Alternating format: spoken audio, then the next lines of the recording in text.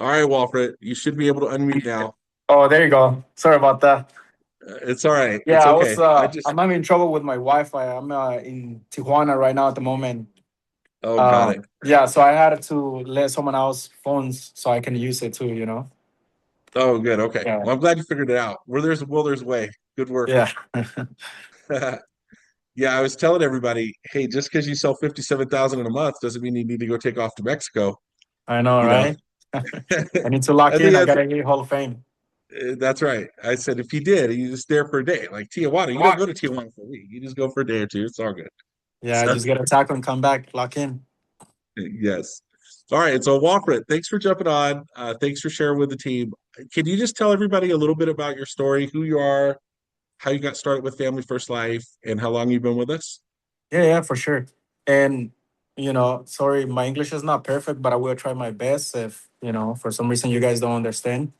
So my name is Walfred. See a lot of new like faces here that I haven't seen before. So this is new for me too. Like different environment. I've been in the industry. I've been licensed since May 2024. Okay, and but I didn't use the license for like 4 months. Let's say that. So I was. So this is my story, right? I was actually going to college for welding back in 2023, right? And I have a brother who's been here in the industry for like 5 years. And he told me, hey, bro, that was back on like 2020. He was like, hey, bro, I found this life insurance thing. Like I'm living in Miami, I'm living good on a penthouse or whatever. And I'm like, oh, nice for you. I was comfy, like going to school, getting $30 an hour, getting paid really good. And I was like, nah, bro, that's not for me, like forget about it. So back on 2023, I had a breakthrough, we can say that. I had a girlfriend, which is I was 6 years with her or whatever.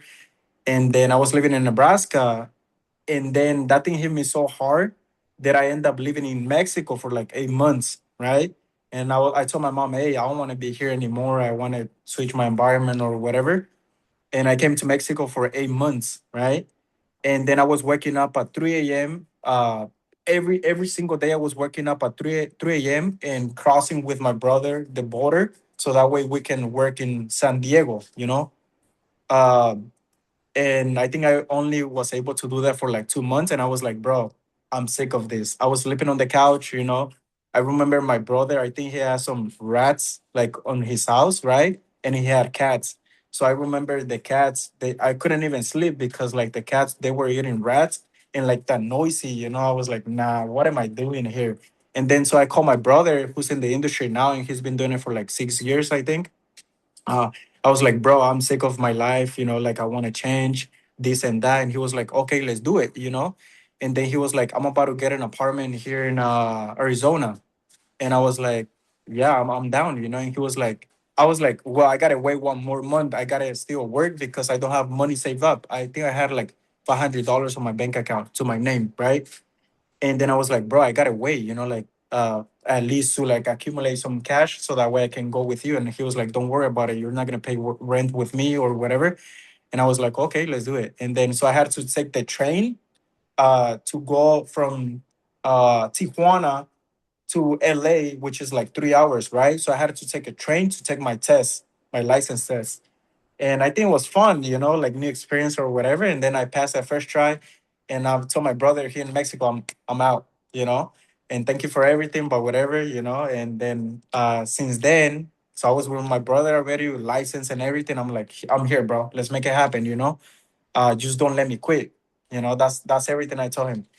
And then we were running in homes, right? And then I remember he was like, okay, this is what you're gonna do this is that, right? So I was making calls, booking appointments to come in home so that way he can present, and then I learned, right? So I was doing that for like 4 months, I think.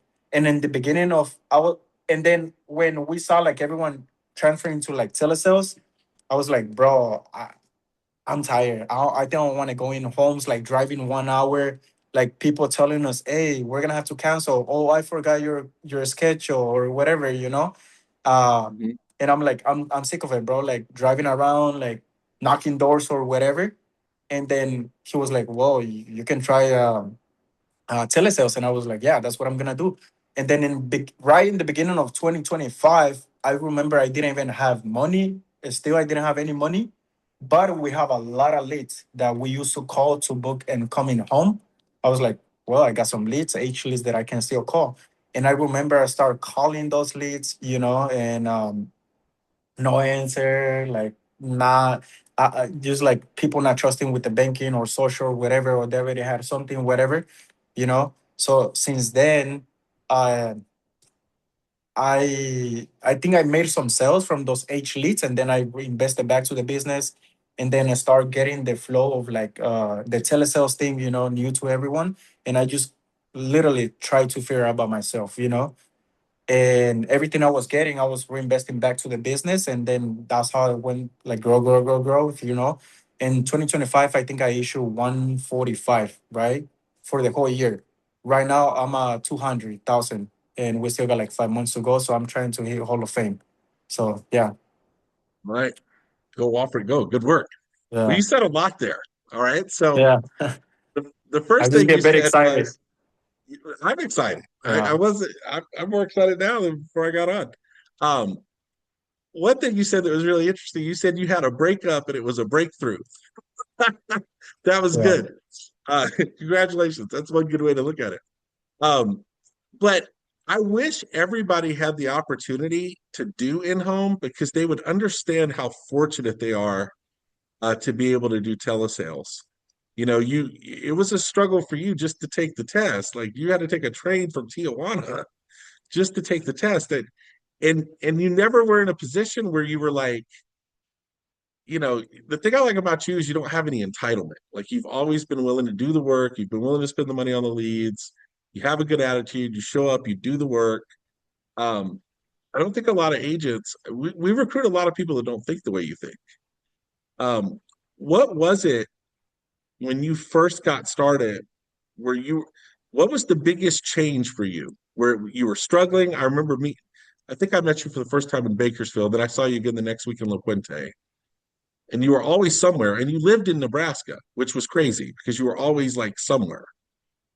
So, what was the biggest change in the beginning that caused you to go from like, I don't know if I'm going to make it to I got this thing figured out? What was it? right. So I remember in the beginning of 2025, right? I was, like any agent, like when you're starting this business, you overwhelm it, like you doubt a lot, you don't believe in yourself, and stuff like that, like uh so I remember I was being negative, like focusing on the money, like making money, and money was not coming because I was not learning the script. I was not learning how to talk to people. I was not learning the product, and I was focusing on money. So money was obviously not coming in because I was focusing on the wrong thing instead of like focusing on learning. And then eventually, by default, like the money was coming in, right? So I think that's the biggest thing that I did, and I was like, well, I gotta stop focusing about the money, right? Because I was getting frustrated every day, and then I switched the mindset to like instead of like making money, learn, exactly how this works. Like learn how to talk to people, learn how to overcome objections, learn my script, and I think my biggest thing too, it's my why, you know I remember I was going through life like a dead fish, going with the flow, right? Um, but since 2025, I was like, I just want to retire my mom. Like I'm already 25. I gotta make something work for my life, like so for me, I think it was my big like my finding my why. Why am I doing this? Why am I here? Why am I still like uh why am I still like trying to figure this out, like when it's not working or when I'm not having results at the moment. So yeah, that's it. I think that it was my biggest why, like finding my why. Well, I think everybody could really relate to that because you don't, in the beginning, you don't have it figured out. You fail more than you succeed. And there comes a point where you just have to decide to stick with it. And then eventually you get good enough that it starts working. Um, you said a lot of good stuff there too. I wonder how, like, do you remember what it was like? What was some of the common things that would happen early on where like you wouldn't sell it? And then how did you overcome that? What were some of the major objections? How'd you learn to overcome those objections?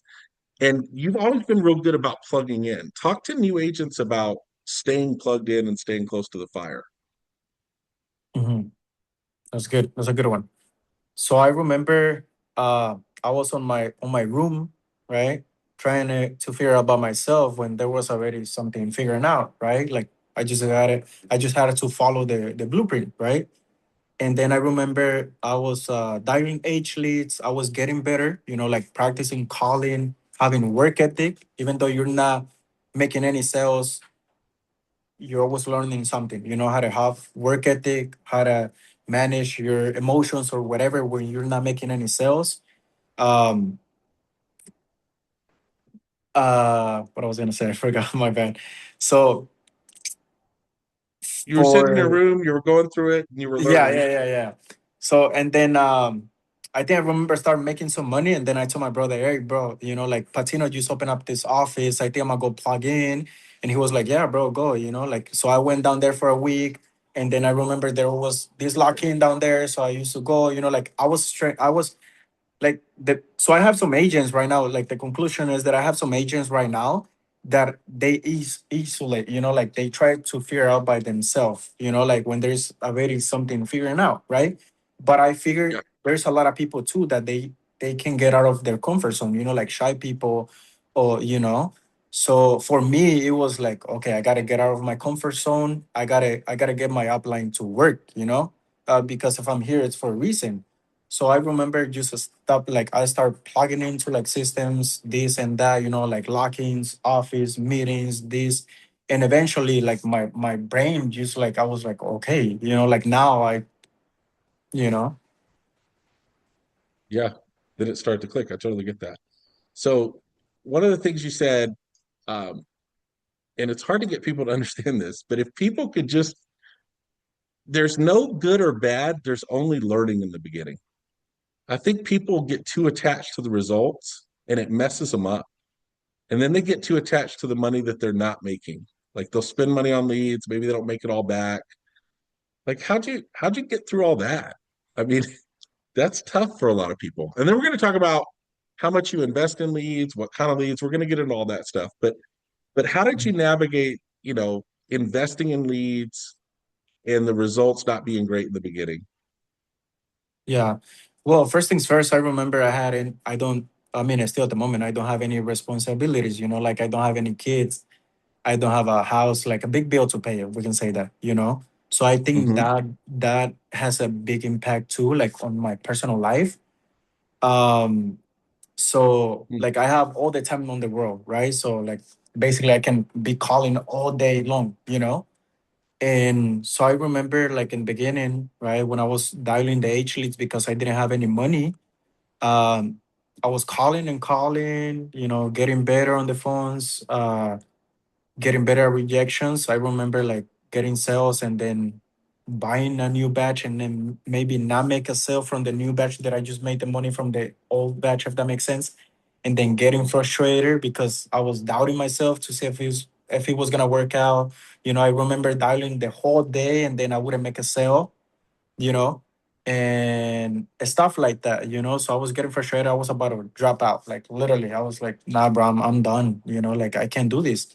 But at the same time, I was like, like even though if I go try on a different industry, like it didn't work out because the industry or because of me, if that makes sense. So Yeah. I knew a lot of people that was working out for them, like people making 30,000, 40,000. I remember in the beginning, oh, damn, he made 10,000, and I remember that was huge, right?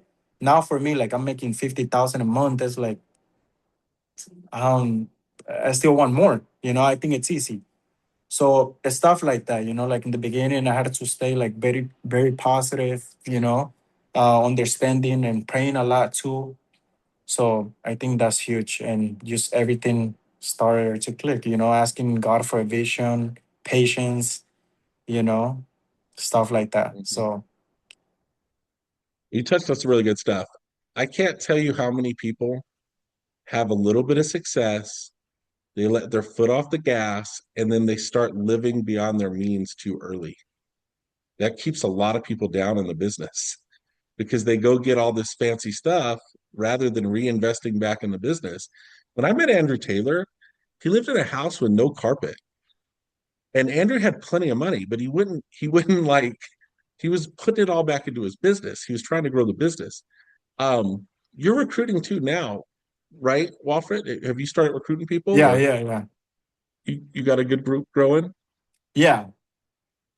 What do you guys when you get somebody started, what do you focus on? How do you get them started? To be honest, and I think it's my personal opinion, I ask them first if they have kids and how old they are too. Like, you got any responsibilities?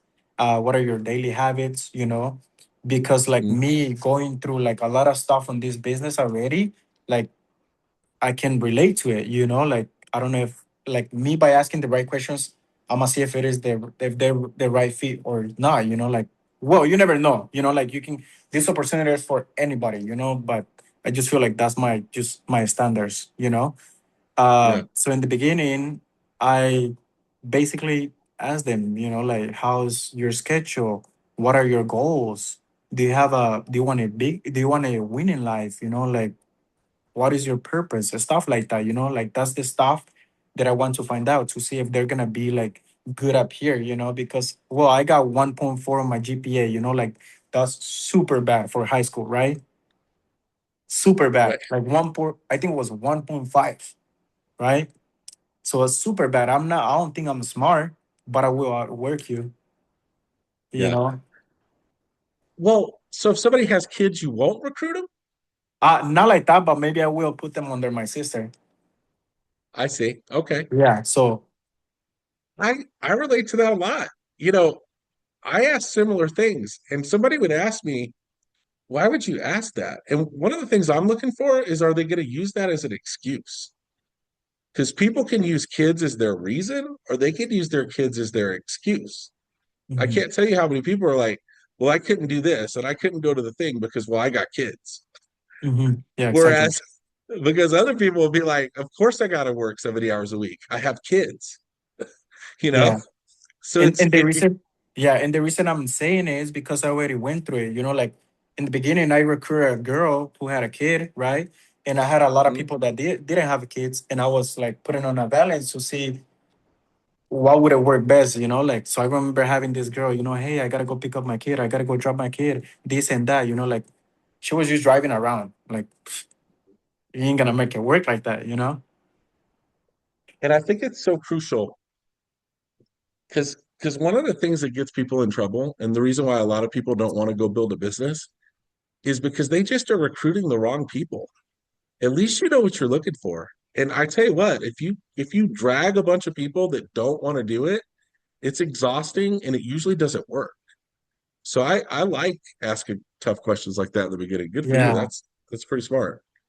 Um, okay, so let's get into the sales process. How much do you spend on leads? What type of leads do you call? And how many hours a week do you work? that's a good one. That's a good one. So, um, so I noticed something, right? This industry is about numbers. Everything is about numbers. The more money you invest, the more money you're gonna get in return, right? So I remember when I went from 5,000 issuing pay, like 3 months, like 5,000, 3,000, 5,000. I wouldn't go up, right?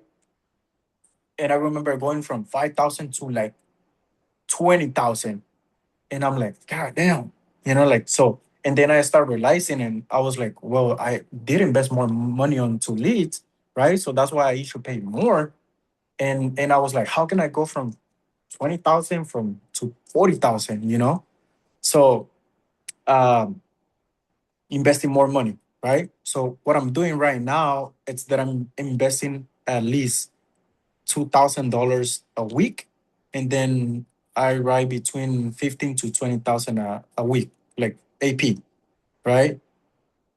Right, So yeah, basically like around 1,500 to 2,000 investing a week at the moment. So 8,000, we can say that a month, right?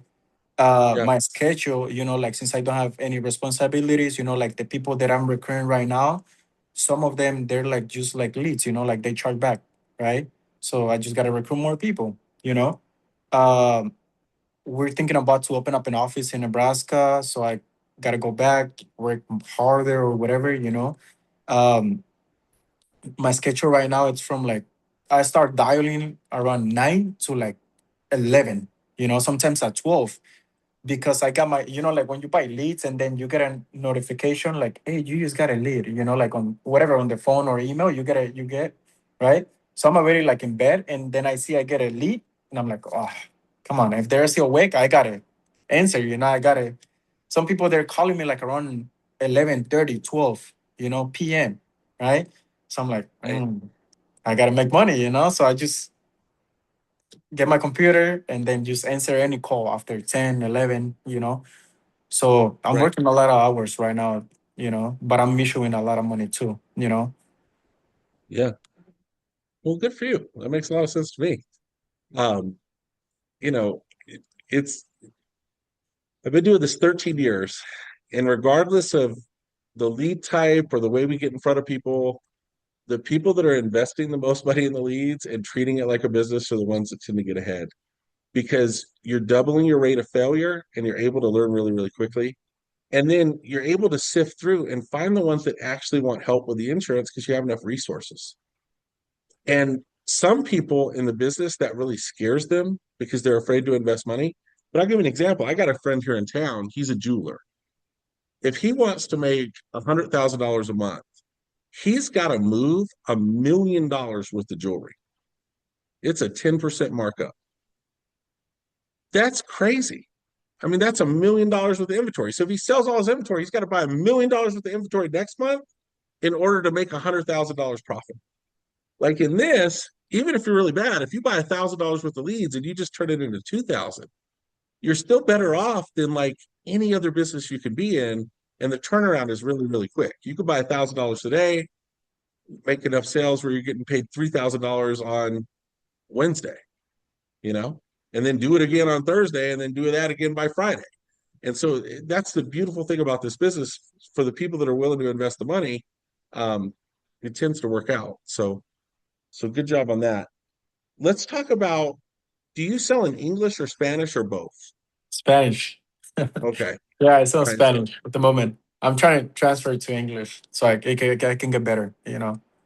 so is it final expense? Do you focus on IULs? What's your target market?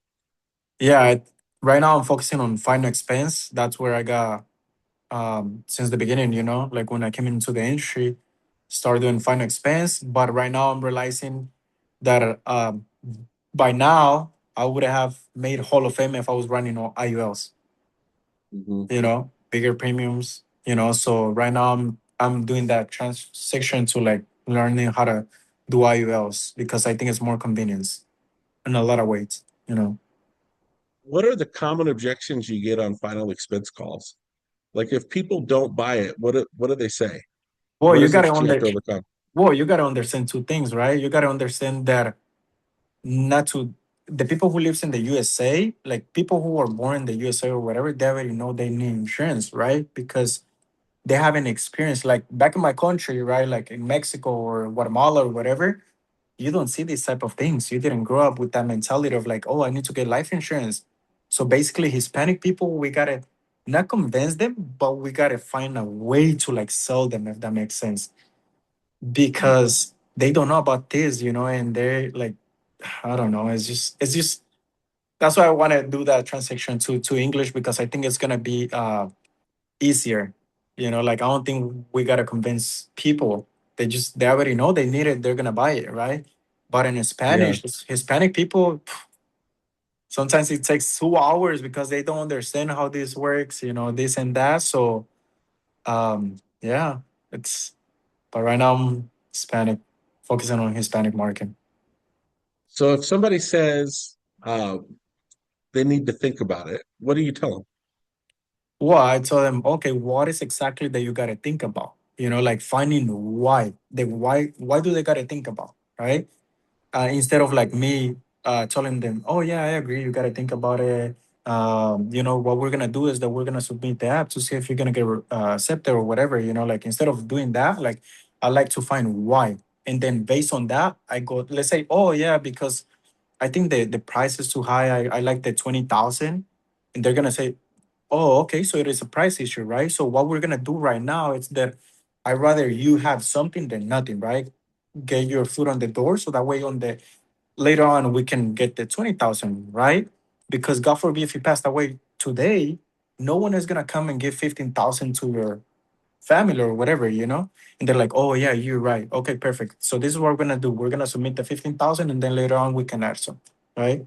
So finding the Yeah. why do they gotta think about it instead of like you like throwing a lot of things that you know.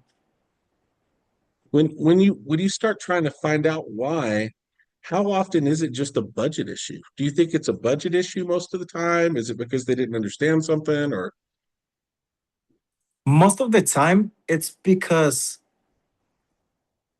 the people that I work with, like I think they gotta think about it because they wanna ask their son who doesn't know anything about life insurance if it is the right thing. You know what I mean? right? Yeah, they want validation. Yeah, Yeah. And I think that's the biggest why do they gotta think about it. I gotta talk to my son. I gotta talk to my husband, and I'm like, okay, cool. Like, is your daughter gonna pay for it? They're like, no. Okay, exactly. And so I go through. Like if I was your son, I'd rather you leave me a check than a burn. right. So. Yeah, that's good. I think one of the things I used to always say to people is they would say, I need to think about it. And I would go, is it the money? And I would force them to answer that. And if they said yes, I would go, how much too much is it? Because like, how do you avoid this, Walfred? Like, a lot of times when we don't sell, it's because we've rushed through it and we haven't built enough value. So then when we give them the price, they think it's too much. Like, how do you make sure you're building enough value before you give them the price? That's good too, and you're right on that. To be honest, I like to build value. Like I like to, so people, you like to buy, well, I like to buy stuff, but I don't like when people are selling to me, right? So they're Right. gonna they're gonna sense that, right? Is this guy really helping me or is this guy really selling me, right? So since the beginning, what I told them, hey Trey, I'm here to help you out. By the end of the day, you decide what is best for your family, right? So don't feel like I'm selling something. Well, in Spanish it's better. It makes better sense, that I'm what Right. I'm saying right now. And so that way I get them shoulders down, you know.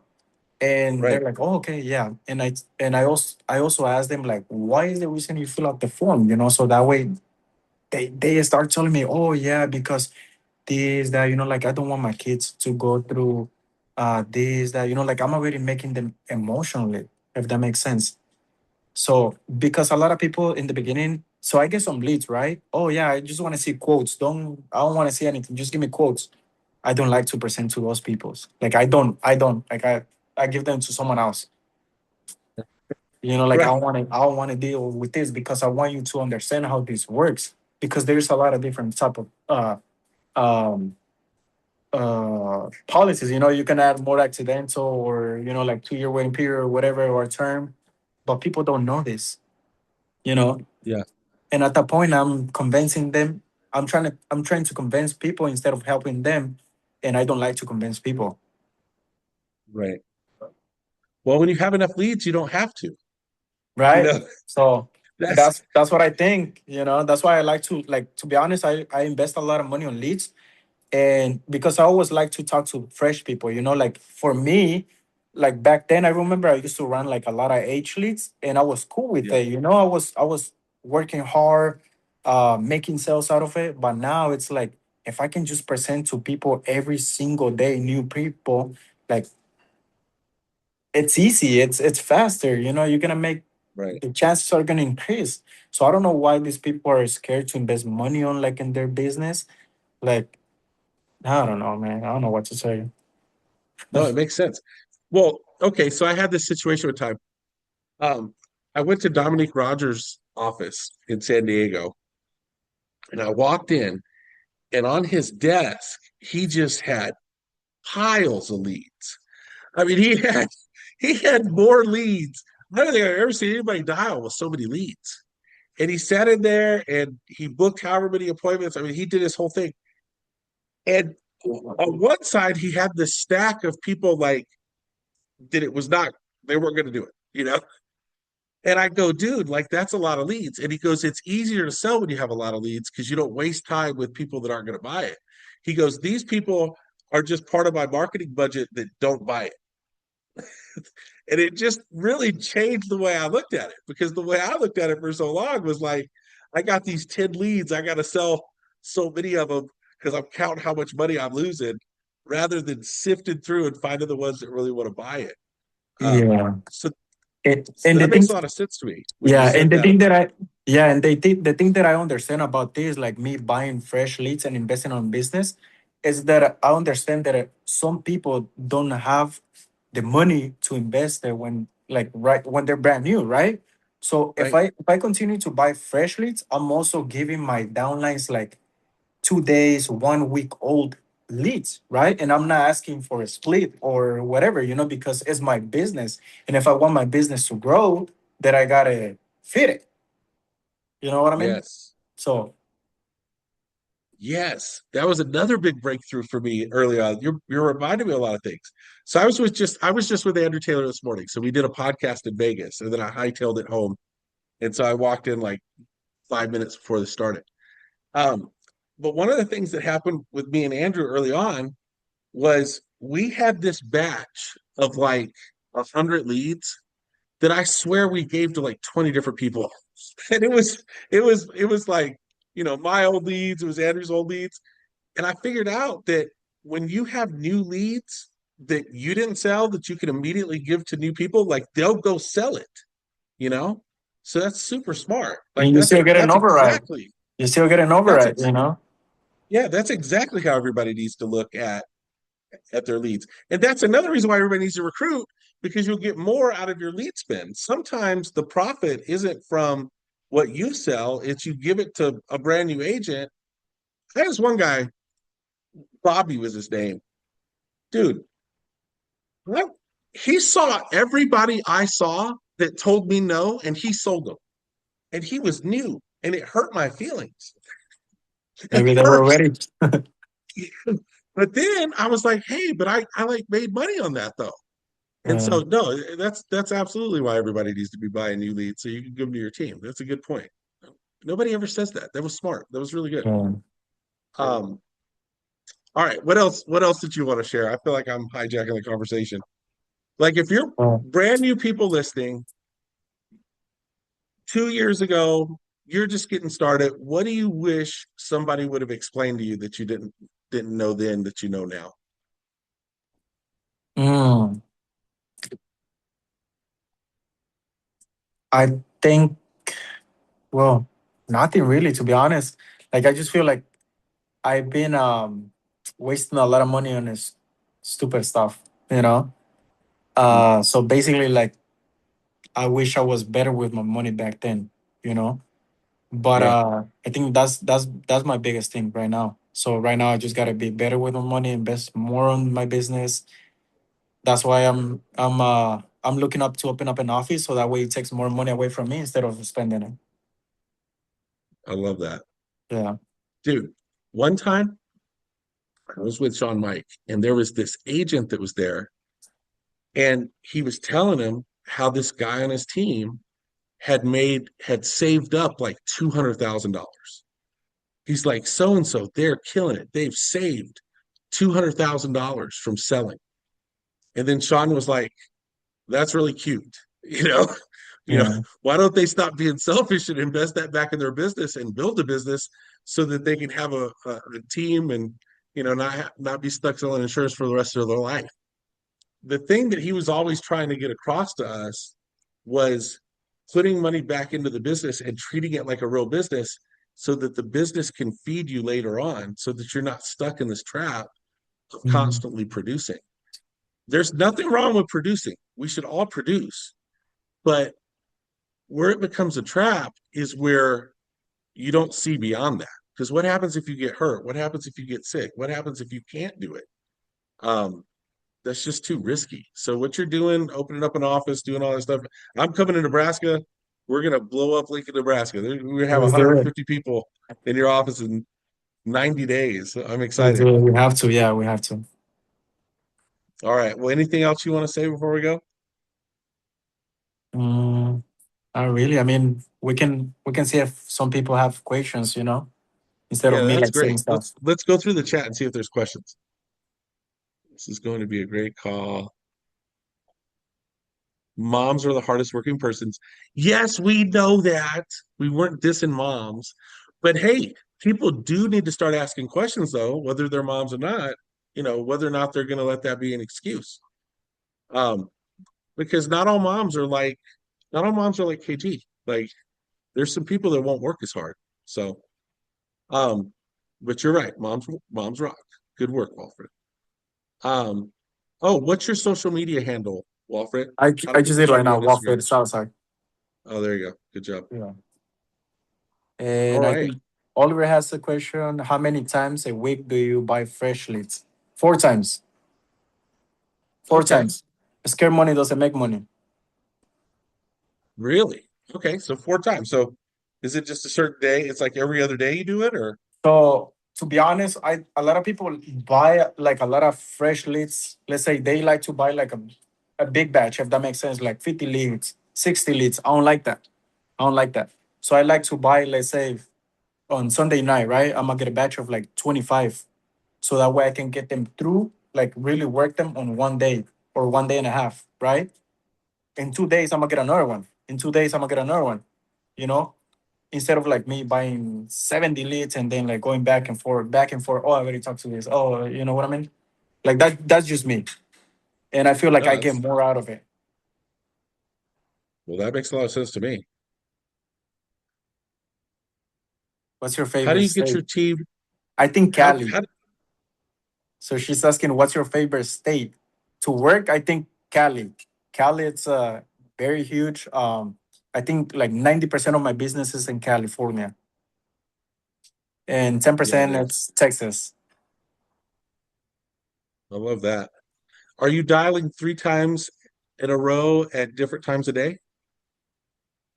Yes, 3 times on a road, and then I will just dial them for like 2 days, and if I don't get any sales, I just give them those leads away and Love buy it. new leads. Like when they're not answering, that's your sign to get new leads. Like I'll, to be honest, I'll let's say if I already present to someone and they're not ready or whatever the case might be, uh, I let my people follow up. With them. Like I want to talk to fresh people. I want to sell. I love that. Dude, that's such a good point. We used to stress that so much. Like the same people that didn't answer this week are going to answer next week. And that's Yeah, what people want to do is like, hey, I want to get what I can out of these leads. Now just give those to somebody else and get some new ones and go make some sales. yeah. Um, And I remember waking up at 2 a.m. one day and someone was calling me. Ali was calling me, and I closed it. That's what Elisa said right now, and I remember that day. So basically, you always gotta be available for clients, and like eventually, if you're available for clients, if you're helping people, money's coming. Just you always gotta focus on helping instead of selling. I think that's the biggest issue. And in the beginning, yeah, like dude. when I talk to people, like fresh people, I like them. Okay, I'm here. How can I help you? Instead of like, hey, this is Trey, because I see that a lot from a lot of agents. They get a lead and they're like, oh yeah, yeah, yeah, yeah, yeah, you know what I mean? Instead of like, hey, I'm here. How can I help you? You know, it hurts this, it hurts Right. that. How can we fix it? Like feeling those needs. And the people pursues that. They're like, oh, okay, this guy is actually listening to me. This guy actually wants to help me instead of like selling, you know? Yep. Dude, I think what holds a lot of people back is, they hear things like he took a call at 2 a.m. and closed it. Like I would never do that. Well, that's the problem. I mean, Yeah. if you spend $1 million to go start a McDonald's franchise and three of your employees decided that they weren't coming to work today and you were on vacation, you would leave vacation and you would go to McDonald's and you would give people hamburgers and fries because you just invested $1 million. So that's the business part. Like when we talk about business mindset, that's what we're talking about. If you treat it like that, then you'll get the result. But the people that don't get results, it's because they have a list of all these things that they won't do. They won't take a call at 2 a.m. They won't call the Exactly. leads as soon as they come in. Yeah. So I want to answer this question. Brandon, it says, how do you get your team to buy into the vision of growth? Right. So for me, the biggest thing is that I remember I know a lot of people, right? Like from other teams or whatever, like, hey, I can help you. I can help you make 50K a month, 30K, and they haven't even made it, you know? So like for me, it's not selling the dream, but living the dream, right? So when they see the stuff that I post, when they see the deposits, when I see the car that I drive, I don't need to motivate my people. They're already motivated by the stuff I can get from this industry, right? I bought a C7 Corvette, and for that car in my country is like you having a Lambo, right? Because in Nebraska is really small. And I remember like driving around and people would ask, "Hey, is that your dad's?" I'm like, I don't even have a dad, though, you know, stuff like that. Right. So Yeah, and yeah, you, people follow people follow people who know who they are, know where they're going, and they know how they're going to get there. And you want people that not need to be motivated, but will take the inspiration. You want to yes, inspire people, yeah, yeah, because you can be motivated today and tomorrow you won't, right? right? But if you have a vision and you have a why are you waking up? Why are you making the calls? Why are you doing this? Why are you still in this industry? Everything's gonna be easy, right? But if Right. you're trying to like motivate you every day, like I don't know about that, you know.